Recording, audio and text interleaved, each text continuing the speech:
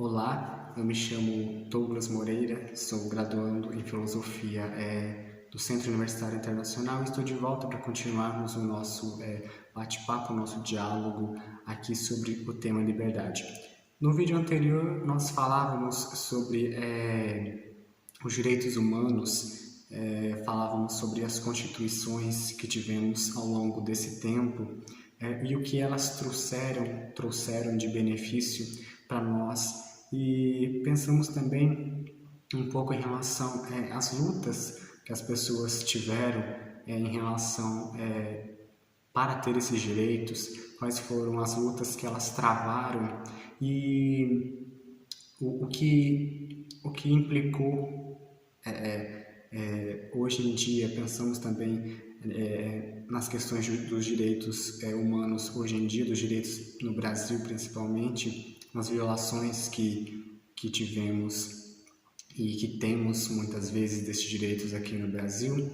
E pensando nessa mesma linha de raciocínio, agora, eu quero trabalhar, né, nessa aula, nesse vídeo, a questão da liberdade como servidão voluntária e involuntária. Voltar um pouco a falar desse tema de servidão, e para que nós podemos pensar nessa questão dos direitos humanos, nas lutas que tivemos, e pensar um pouco no Brasil, na sociedade em que estamos, e o que faz com que tenhamos a liberdade, o que faz com que possamos de fato ter ou não essa liberdade. Nós temos que pensar a partir do princípio de um pensamento, de uma questão, melhor dizendo, e pensar o porquê somos submissos. Por que somos tão submissos a pessoas, a coisas, a poder, basicamente dito, a pequenos tiranos, como falei em vídeos anteriores. Será que nós temos consciência do quanto nós abrimos mão da nossa liberdade? Será que nós temos consciência disso? Será que nós esquecemos as lutas que travamos para chegar até esse ponto da liberdade, para chegar até aqui, pela luta dos nossos direitos? Será que nós esquecemos o que as pessoas passaram lá atrás para chegar até aqui, para chegar até esse ponto em que estamos com nossos direitos de tal modo garantidos? Para pensarmos nessa linha de raciocínio, nós temos que imaginar que desde a modernidade, a liberdade está associada com o âmbito político, com a política. Por quê? Porque geralmente, quando a gente fala na questão política, eu defendo e eu aspiro a essa liberdade. Só que eu imponho essa liberdade para aqueles que detêm o poder. Ou seja, eu busco a minha liberdade, eu quero a minha liberdade, e muitas vezes quem está no poder fala que chega lá falando isso, que vai te dar liberdade, que vai te dar seus direitos garantidos, e muitas vezes não é isso que acontece. Essas relações de poder, elas estão sustentadas, têm sua base na liberdade, que muitas vezes elas entram em contradição com esses direitos que são nos propostos. Por exemplo, que nem o direito da liberdade de expressão, que muitas vezes é negado. E é isso que acontece: as pessoas chegam onde querem e depois negam esses direitos às pessoas. Temos que imaginar que a liberdade ela não é única, e que muitas pessoas que defendem e muitos que defendem ela são, na verdade, inimigos dela ou inimigos das pessoas no geral. Mas o que leva as pessoas a abrirem mão da sua liberdade? O que faz com que as pessoas abram mão de ser livres? Covardia? Desprezo? Desdém? Poderia até ser, mas um número pequeno de pessoas ter medo de um número maior que os seus é relevante. É fácil imaginar que um número pequeno possa ter medo de um número maior, de grupos maiores que os seus. mas centenas, milhares, milhões têm medo de um. O que faz com que isso aconteça? Será que por que essas pessoas têm medo de um? Por que nós temos de tal modo medo de um, sendo que somos centenas de milhões? Seria isso covardia? O que faz com que esse fenômeno ocorra? A qual tipo de vício nós, essas pessoas, estão submetidas? E o que mais causa desconforto quando a gente pensa nessa situação é que geralmente nós não estamos nem sequer dispostos a lutar pela liberdade. Nós não estamos muitas vezes nem sequer dispostos a lutar para sermos livres. E muitas vezes as pessoas falam que a democracia ela é ruim. De fato, não podemos falar que ela é mil maravilhas, mas a democracia ela é ruim pelo que ela é de fato. Aliás, a democracia ela não é ruim pelo que ela é, mas sim pelas consequências dela, pelas causas que ela tem. E não existe nada pior para um povo, para uma população, para uma nação, do que serem escravos, serem reféns de si mesmos, não lutando pelos seus direitos e fazendo-se de pessoas que estão vendadas para coisas que estão nitidamente acontecendo.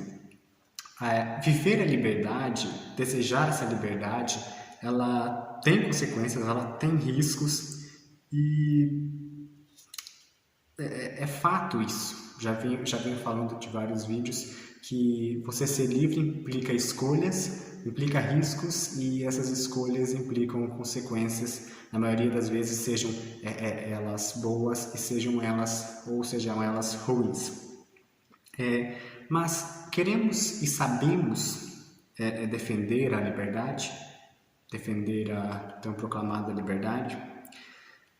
No Brasil, se nós formos parar para analisar, nós temos o costume, o hábito de camuflar certas coisas, determinadas situações e principalmente nomes no que diz respeito a muitas coisas, e nós não chamamos as coisas e não vemos também as coisas pelo que elas realmente são, mas sim pelo que elas geralmente aparentam ser, ou aquela cara bonitinha que as coisas têm. Não chamamos aqui os ditadores de ditadores muitas vezes, mas pelo contrário, nós intitulamos de presidentes, e você vê isso aí em ruas de cidades, em nomes distribuídos pelas cidades, por exemplo. Nós nos habituamos às coisas que deveriam causar indignação. Nós criamos esse hábito de achar que as coisas é natural, de que isso é natural, e de achar que essas coisas não merecem punição, quando elas deveriam ser dignas de alguma punição, e muitas vezes passam impunes, passam pela impunidade. E como eu já disse, o mais chocante que existe nisso é que naturalmente aceitamos isso. As pessoas aceitam isso. É totalmente aceitável, habitual, muitas vezes, por toda a população, não só aqui no Brasil, mas como ocorre no mundo inteiro. Decorrentes mais de 30 anos do regime militar, desse regime autoritário, ainda temos pessoas que pensam, há quem queira novamente essa forma de governo, que foi tão, diga-se de passagem, minimamente, para falar no mínimo, ruim. Existem memórias, infelizmente existem muitas memórias inesquecíveis desse tempo que são horríveis, realmente horríveis, mas mesmo assim existem pessoas que parecem que esqueceram o que aconteceu, que parecem que se fecharam para esse mundo que houve, que teve mais passado, e que de tal modo parece que para eles ficou no passado e não sei o que acontece. Uma das coisas que a redemocratização, quando falamos de redemocratização, não conseguiu, que foi mudar, foi a questão da segregação. Foi uma das coisas que ela não conseguiu mudar. Nesse aspecto nós conseguimos ver que muitos conservadores conseguiram ficar beneficiados, conseguiram ser beneficiados com muitas coisas. É possível perceber que os poucos movimentos sociais que temos, hoje até um pouco mais, o quanto é difícil para essas pessoas lutarem ainda pelos seus direitos devido a essa ala conservadora que temos. Só que é muito interessante a gente pensar no Brasil, porque no Brasil a gente tem algo bem peculiar, assim, algo bem Brasil, que a gente fala no nosso país do futuro, né? Temos uma onda de oscilações em crer e não crer em si mesmo. O Brasil, ao mesmo tempo que tem uma crença em si, não tem. Por que ele não tem essa crença em si e ao mesmo tempo ele tem? Geralmente você escuta a pessoa falar assim, quando acontece alguma coisa, seja na cidade em que você mora, ou no lugar que você mora, em que a pessoa, quando acontece alguma coisa, ela fala, mas tem que ser no Brasil. Só acontece no Brasil. São coisas que só se vê no Brasil. Pode se ver no mundo inteiro, pode se ver em todas as cidades, mas para eles só acontece no Brasil. Mas ao mesmo tempo existe uma contrariedade nessa mesma pessoa que no mesmo âmbito, na mesma roda de conversas, essa mesma pessoa que disse que que só acontece no Brasil, só se vê no Brasil, ela fala também de um vislumbramento de mudança. Ela fala, não, mas vai mudar, é algo que vai mudar. Então fica muito difícil de compreender muitas vezes o raciocínio brasileiro nessa questão, e fica aí uma reflexão nesse sentido.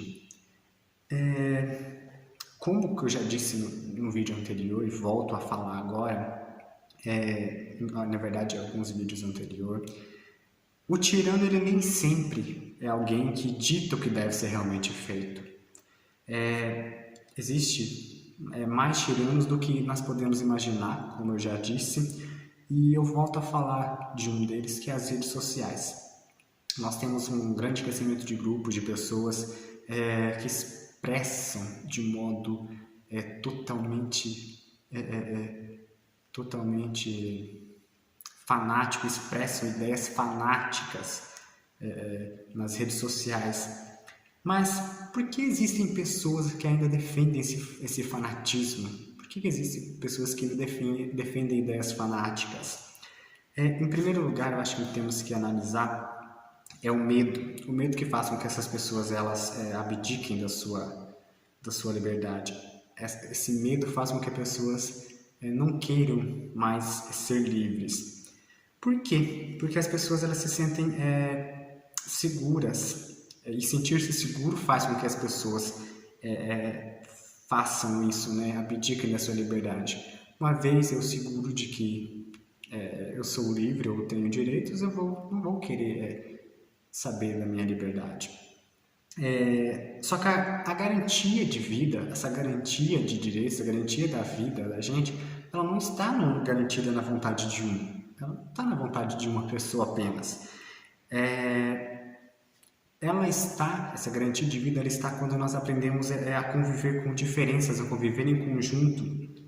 E por mais que sejam coisas que muitas vezes sejam contrárias do que eu esperava, a garantia de vida ela está associada a você saber que existem diferenças, que existem princípios diferentes, e por mais que sejam coisas que fossem inesperadas por você, você convive com aquilo. E a segunda coisa que poderíamos elencar aqui seria a covardia, no sentido de quando a pessoa não quer se comprometer com nada, não quer ter responsabilidade com nada. A nossa liberdade, ela tem 3 setores que podem ameaçá-la, que podem ser um risco, na verdade, que podem estar ameaçada por esses 3 setores, a nossa liberdade, que seria a política, economia ou sentido da política, economia e mudanças culturais. E eu quero falar aqui sobre essas práticas e mudanças culturais. Por que ela consegue ameaçar a nossa cultura? E é fato, é óbvio, é perceptível que o mundo virtual em que vivemos hoje faz com que nós temos um jeito diferente de enxergar o mundo. Temos um jeito diferente de enxergar as coisas. E só que também faz com que tenham pontos negativos além de positivos. Porque nesse mundo virtual, muitas vezes, ao invés de termos críticas a respeito de algo, críticas no sentido de ser crítico, pensar, refletir e criticar, ao invés de criticar, a gente xinga, nós xingamos. Ao invés de a gente comparar as divergências, a divergência pelo prazer feroz de ver a destruição do outro é o que acontece. Não é essa divergência boa. Existe, quando alguém diverge de você, você vai querer destruir o outro. Muitas vezes as pessoas querem destruir o outro porque não pensam igual a você. A maior liberdade de expressão, ela não fez com que tivéssemos um pensamento mais crítico, um pensamento crítico mais amplo, só que ela fez com que nós tivéssemos um pensamento mais raso, mais curto. Essa maior liberdade de expressão não fez com que pudéssemos expandir o nosso conhecimento, o nosso pensamento crítico, mas fez com que isso ficasse mais enxuto ainda. Hoje nós vivemos num mundo em que todo mundo pode emitir opinião sobre tudo e sobre todas as coisas. Só que essa questão de opinar sobre tudo e sobre todos, ela não passa de uma falsa sensação de acesso à informação e também de ser participativo no meio em que vivemos. Ela não passa disso. Hoje vivemos uma sociedade em que todos falam, mas ninguém escuta.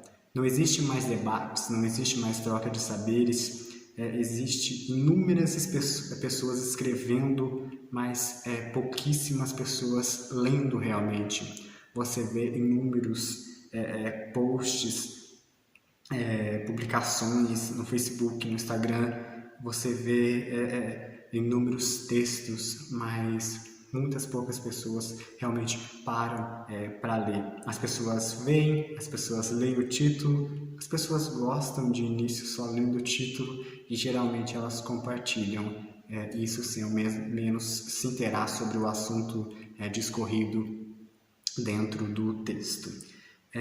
Depois que as pessoas leem, depois que as pessoas gostam, veem ali o título e compartilham, elas polemizam isso, elas causam uma espécie de problema nisso, porque a partir disso muitas vezes vira uma guerra, existe uma guerra nas redes sociais, de bate-boca pelas redes sociais, brigas nas redes sociais mesmo, sem ao menos a pessoa se inteirar sobre o que acontece, o que está falando essa publicação.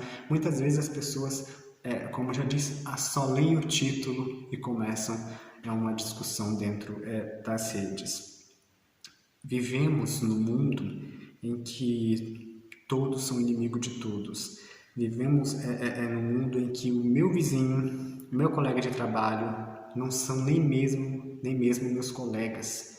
Nem isso eles são.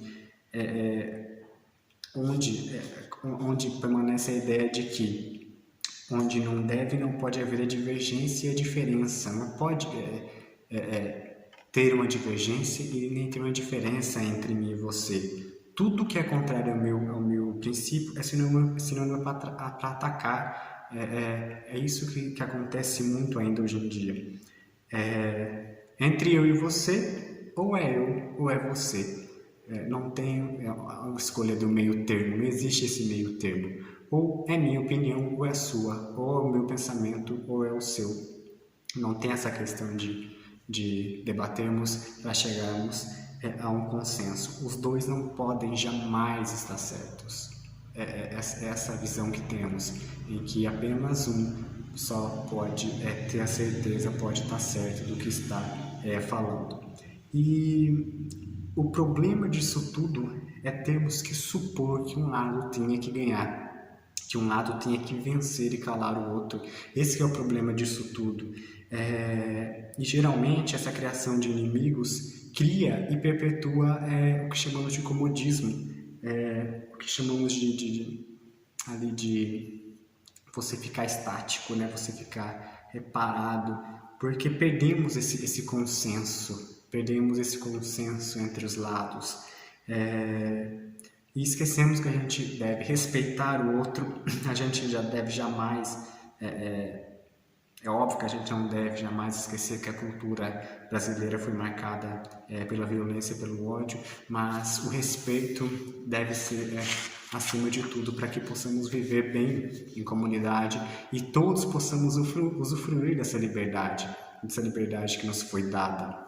E muitas vezes o que a internet produz em relação a essas ondas de violência e ódio que tivemos e muitas vezes temos pelo Brasil, geralmente a internet perpetua esse crescimento, o crescimento dessas tensões existentes aqui.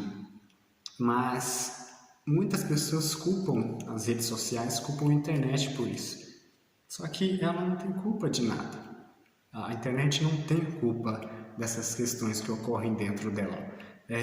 Porém, quem a usa, sim. Quem a usa tem essa responsabilidade de usar para o bem, para finalidades boas e muitas vezes não é isso que acontece. Todos, obviamente, temos o direito de pensar e ser dono do nosso próprio umbigo, na verdade. E não se constrói a defesa da democracia se não tivermos esse contato mais humano, esse contato direto de pessoas com pessoas, tete a tete, se assim podemos dizer, uma expressão cara a cara. E se nós não se juntarmos humanamente para dar a cara a tapa, sair e dar a cara a tapa, e não ficar apenas, talvez, muitas vezes, só nas redes superficialmente. Acredito que é isso que falta um pouco, esse contato humano, e esse contato humano que deve resultar numa luta todos os dias, lutar todos os dias de tal modo quase incessantemente para que esses direitos sejam adquiridos, para que possamos lutar pela nossa liberdade. O diálogo é o mais importante nesse aspecto, ter o diálogo, poder conversar entre si com as pessoas, poder conversar com as pessoas, trocar ideias, expor os vários pontos de vista que temos, seja no grupo, seja talvez em casa, seja na escola, em qualquer lugar. Poder abrir a porta para o diálogo, é poder convencer e ser convencido, poder todos têm espaço para isso, poder todos terem esse espaço, essa abertura para o diálogo faz com que todos tenham essa troca de saberes, esse espaço para falar sobre o que acham, falar sobre a sua opinião. E a gente deve jamais impor as nossas vontades, porque impor a minha vontade impor a minha realidade, a minha leitura sobre a realidade. E temos leituras diversas sobre a mesma realidade. A leitura das realidades são diferentes. Mas eu volto a questionar, depois de vermos tudo isso, por que lutar pela liberdade? Por que temos que lutar por essa liberdade? Nós temos que lutar porque nós desejamos ela, Nós temos que lutar porque nós mais que merecemos a liberdade. E nós temos que lutar porque nós temos que lutar para conviver nessa pluralidade, nas diferenças, e ver de fato que existem diferenças, ver que o mundo é plural, que o Brasil é plural. E volto a refletir, prontifico a refletir e ponhamos-nos a pensar o que é a liberdade. O que será que é a liberdade? Depois de tudo que já vimos, o que será que é a liberdade? E nós vivemos hoje num mundo muito aprimorado, cada vez mais aprimorado, e onde que as redes sociais estão carregadíssimas de informações, só que existe um problema. Será que existe reflexão dessas informações? Será que as pessoas param para refletir sobre essas informações? E a resposta, eu acho que na maioria das vezes é não. As pessoas, não existe reflexão, porque não há tempo para isso, não existe tempo para isso. E a reflexão ela exige muito tempo, e tudo que as redes sociais não permitem, não consente, não dá permissão para isso, que exista tempo para refletir. As redes sociais não dá essa abertura para que as pessoas possam refletir.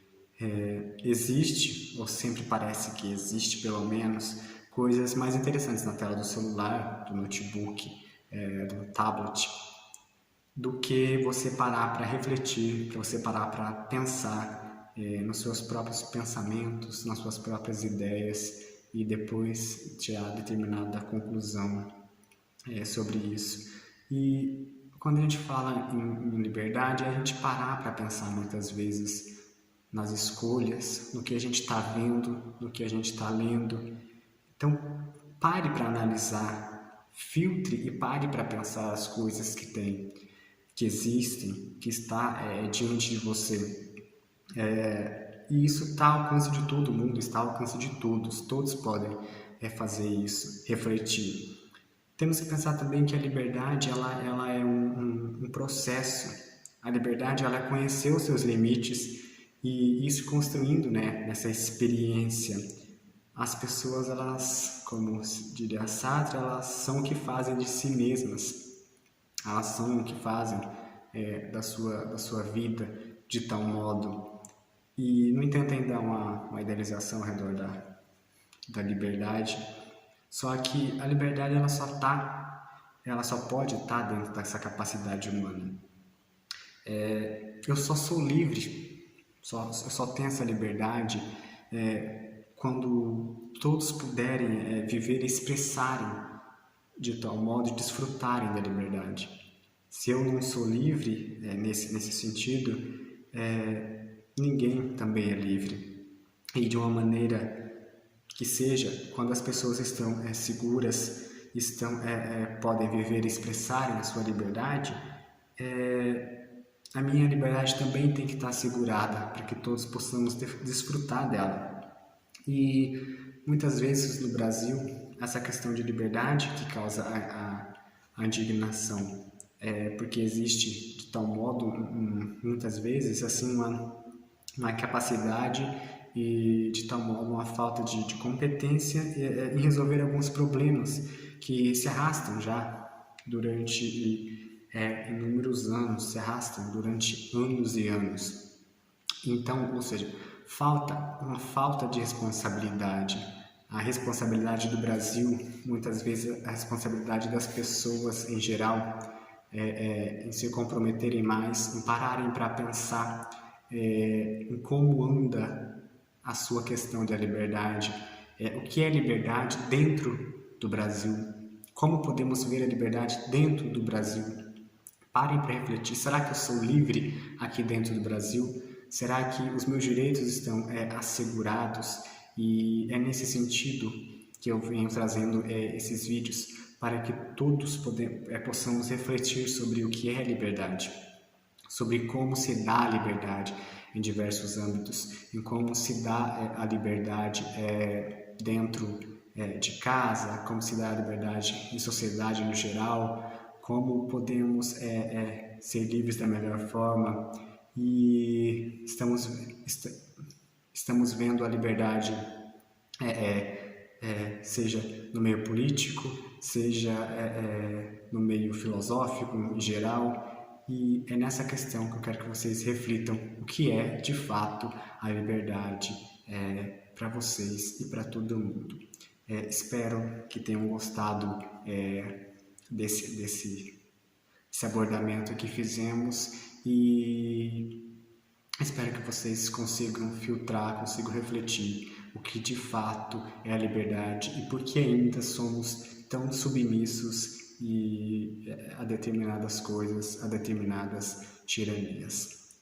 Agradeço a todos que acompanharam até agora esses vídeos e estão acompanhando essa série de vídeos sobre liberdade, e desejo que vocês possam refletir da melhor forma possível, e até mais, até um próximo vídeo.